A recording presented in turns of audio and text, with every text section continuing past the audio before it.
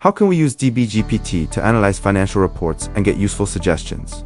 First, make sure you're using a version of DB-GPT after 0.5.10. Next, update your Python dependencies with this command. Use the following 3 commands to install the financial reporting application from DB-GPTs.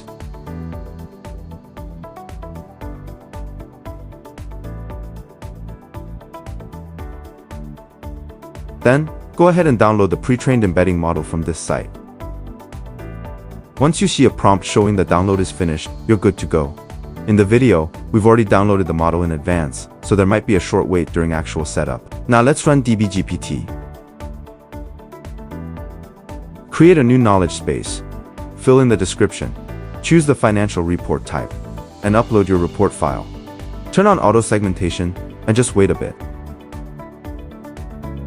Now we create the financial reporting assistant. Select the knowledge space and the model to be used.